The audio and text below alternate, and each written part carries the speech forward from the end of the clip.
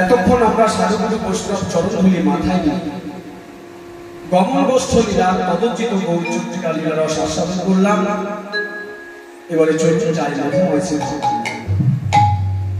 আচ্ছা, তার আগে একটি কথা ঘোষণা, আনন্দ সংবাদ সমস্ত এলাকাবাসীর জন্য জানানো হচ্ছে।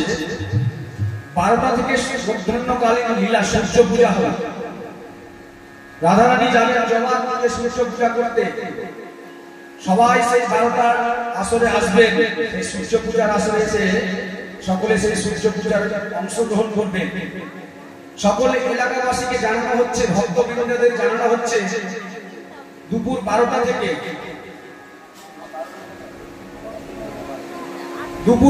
থেকে মধ্যাহ্নকালীন লীলা সূর্য পূজা আমাদের এই মঞ্চে অনুষ্ঠিত হবে, আস্বাদন হবে। আপনারা নিজ কৃপা করে সকলে আসবেন, সেই সূর্য পূজায় অংশগ্রহণ করবেন। জয় নিতাই, জয় গৌর। মধুময় শ্রীধাম বৃন্দাবনের আকাশ মধু, বাতাস মধু, তৃণ বুলবুল লতাদি মধু, স্থাবর জন্ম কীট পতঙ্গ যত কিছু রয়েছে, এমন সেই বিষপূর্ণ কালীয় হ্রদের বিষ জল, যেই কালীয় হ্রদের উপর দিয়ে কোনো পাখি যদি উড়ে যেত, প্রাণ ছেড়ে মরে পড়ে যেত।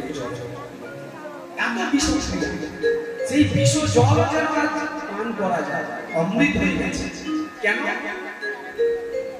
না? গোবিন্দের চরণ রেণু, গোবিন্দের শ্রী চরণের যে রেণু, পদরেণু, সেই জলে মিশ্রিত হয়ে গেছে।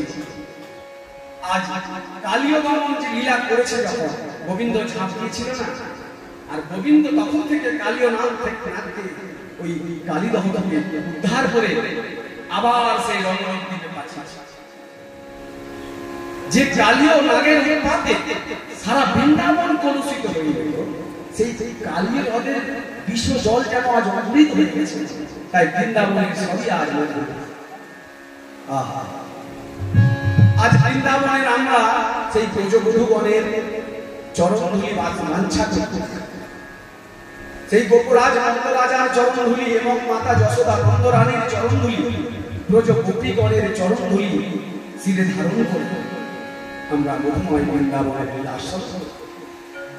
এই জগতের মধ্যে এই গোপীগণই পেরেছিলেন একদিন তাদের চরণধূলি দিতে, যে চরণধূলি ভগবান পাওয়ার লাগি যন্ত্রণায় ছটফট করছেন। নারদ, আমার বড় শিরপীড়া, আমার শিরপীড়া দূর হচ্ছে না। যদি দূর হতে পারে, কোন ভাগ্যবান ভক্তের চরণের ধূলি চায়, কিন্তু ত্রিজগতে কেউ দিতে পারেনি। নারদ তো বলে আমি বড় ভক্ত, নারদ দিতে পারেনি। সেদিন পেরেছিল কারা? ওই ব্রজগোপীরা।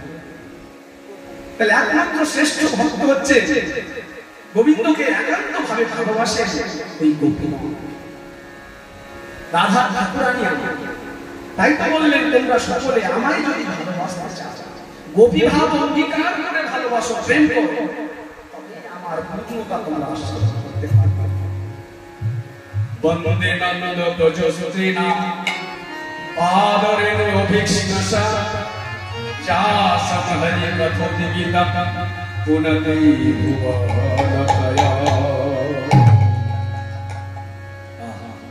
সেই বৃন্দাবনে যাবার জন্য যেতে যেতে মাঠের ধারে কিছু রাখালকে দেখে আজ সেই ভক্ত, আপনাদের মতো ভক্ত যারা যাচ্ছে, তারা বলে উঠল, বলে দে রে, বলে দে, গোঠের রাখাল গোপাল আমাদের কথা। ওরে গোঠের রাখাল, তোরা একবার বলে দে রে, কোথায় বৃন্দাবন, যেথায় রাখাল রাজা গোপাল আমার খেলে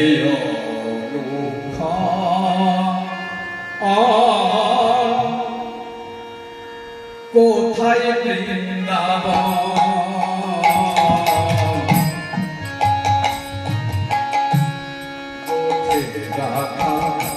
বলে দেবে কোথায় বৃন্দাবন। যেথায় রাখাল রাজা গোপাল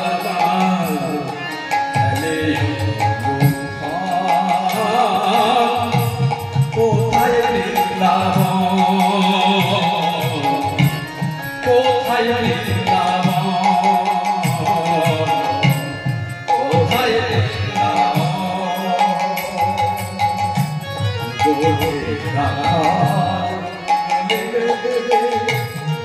কোথায় কোথায় বৃন্দাবন কোথায় বৃন্দাবন কোথায় বৃন্দাবন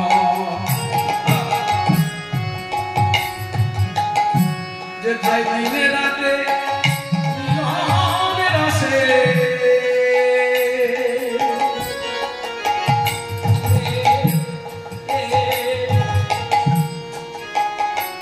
যেথায় দিনে রাতে মিলনের আসে চাঁদ হাসে রে চাঁদের পাশে দিনে রাতে মিলনের আসে চাঁদ হাসে চাঁদের যেথা দিনে রাতে মিলন আসে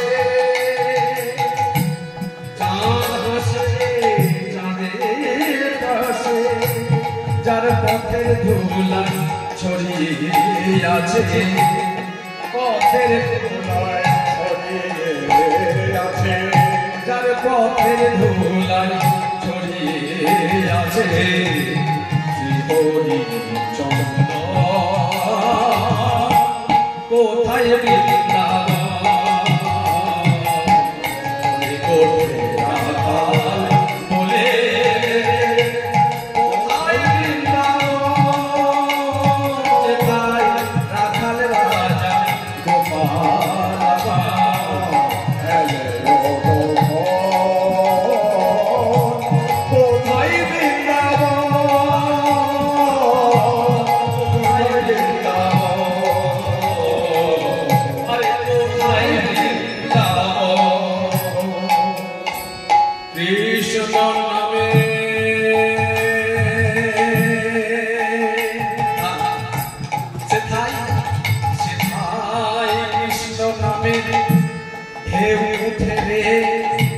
সোনীল যমুনা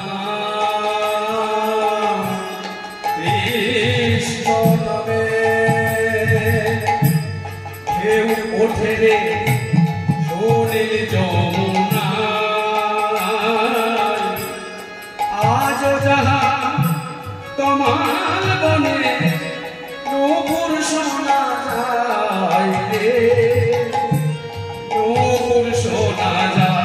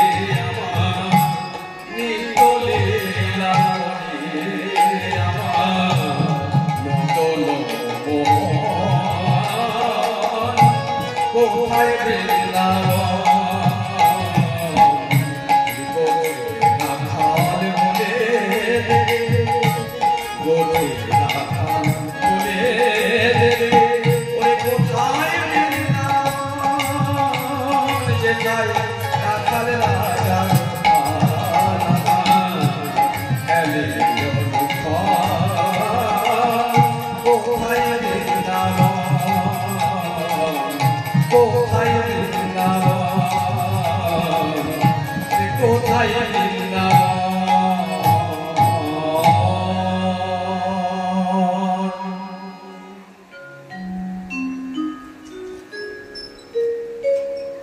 আহা, সেই কথা মতো আমরা মধুময় বৃন্দাবনে রাখাল রাজাদের সঙ্গ করতে করতে করতে করতে এসে পৌঁছে গেলাম, উপনীত হলাম যেখানে গোপাল অট্টালিকার পরে মায়ের হাতে ক্ষীর সর ছানা নমুনা আদি সেবা করে সকালবেলা তিনি কি গোষ্ঠের সাথে সজ্জিত হয়ে চুক্তি করে বসে আছে। কেন না মা তাকে যেতে দিতে চাইছে না, কেননা মা আজ বড় বড় স্বপ্ন দেখেছেন ছোটবেলা যে গোপাল মনে গিয়ে আজ কালীয় নাগের ছবল খাবে এবং সেখানে তার প্রাণ বিয়োগ হবে। ভোরবেলার স্বপ্ন সত্যি হয়ে যায়, মায়ের মনে সেই দুঃস্বপ্ন তারপরে কি মা ছেলেকে বিদায় দিতে পারে না, কখনো পারে না। তাই তো কোনো কোনো সখাগণ অনুনয় বিনয় করছে, তারা গোষ্ঠের সাজে সজ্জিত হয়ে গোষ্ঠের বাজনা বাজাচ্ছে, কিন্তু আজ গোপাল বের হয়ে যেন আসছে। গোপাল সেই মায়ের অনুমতি ছাড়া যেতে পারবে না। কেন